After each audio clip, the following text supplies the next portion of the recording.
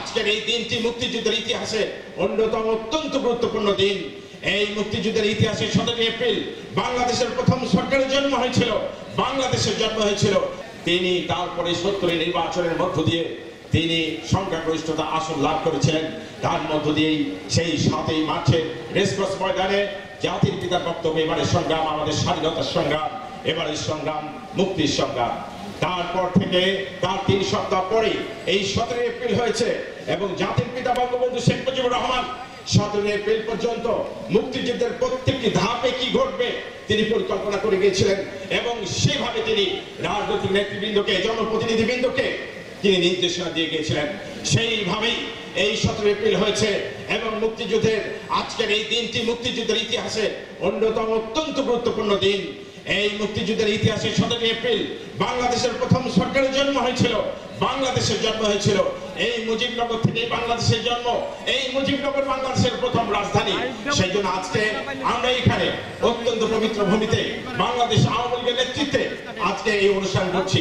আমরা এই অনুষ্ঠান বাংলাদেশ আওয়ামী লীগ বরাবর প্রথম থেকে করে আসছে এবং শুধুমাত্র বঙ্গবন্ধুর দল, বঙ্গবন্ধুর নেতৃত্বে এই মুক্তিযুদ্ধে নেতৃত্ব দিয়েছিল এবং তারপর থেকে এই যে মুক্তিযুদ্ধের চেতনা হৃদয়ে ধারণ করে, বঙ্গবন্ধুর আদর্শ হৃদয়ে ধারণ করে 1, 2, 3 ঢাকায় জমি জিতে নিন 100% ক্যাশব্যাক সহ 20 কোটি টাকার পুরস্কার।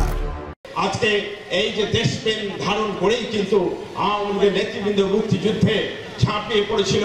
সেই 9 মাসের রক্তপেয়ী যুদ্ধের মধ্য দিয়ে এই মুজিবনগর সরকারের নেতৃত্বে 9 মাসের যুদ্ধে, সেই রক্তপেয়ী যুদ্ধের মধ্য দিয়ে 30 লক্ষ শহীদের রক্তের বিনিময়ে 2 লক্ষ মা বোনের সম্ভ্রমের বিনিময়ে আমরা স্বাধীন সার্বভৌম বাংলাদেশ পেয়েছি।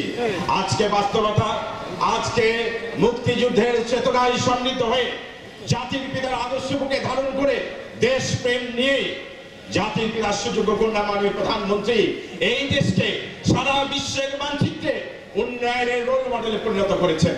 আজকের বাংলাদেশ সেই জাতির পিতার স্বপ্নের বাংলাদেশে পরিণত হচ্ছে। আমাদের রূপকল্প 2041-এ বাংলাদেশ হবে উন্নত সমৃদ্ধ, বঙ্গবন্ধু সোনার বাংলাদেশ, বাংলাদেশ হবে স্মার্ট বাংলাদেশ। সেই বাংলাদেশ গড়ার লক্ষ্যে মাননীয় প্রধানমন্ত্রী জননেত্রী শেখ হাসিনা জাতির পিতার সুযোগ্য কন্যা হাজারো প্রতিবন্ধকতা, হাজারো ষড়যন্ত্র উপেক্ষা করে আজকে মানুষের কল্যাণে, দেশের কল্যাণে কাজ করে যাচ্ছে শেখ হাসিনার সরকার। আজকে আমরা বলতে চাই, যারা 17 এপ্রিল উদযাপন করে না তারা আসলে মুক্তিযুদ্ধের চেতনায় বিশ্বাস করে না। তারা পরাজিত শক্তি।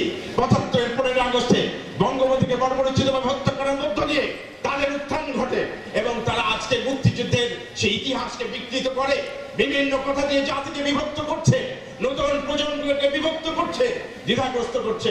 আমাদেরকে শপথ নিতে হবে এই পবিত্র ভূমি থেকে আজকে মুক্তিযুদ্ধ বিরোধী শক্তি যারা 75-এর পরে উত্থান ঘটেছে তারা, তাদের সম্পর্কে আমাদের সতর্ক থাকতে হবে।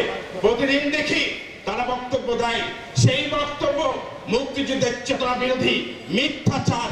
তারা যেভাবে বঙ্গবন্ধুকে হত্যা করেছে, করে এই জাতির সর্বনাশ করেছে, মুক্তিযুদ্ধের চেতনাকে পদদলিত করার চেষ্টা করেছে, তারা ষড়যন্ত্রে ব্যর্থ হয়েছে।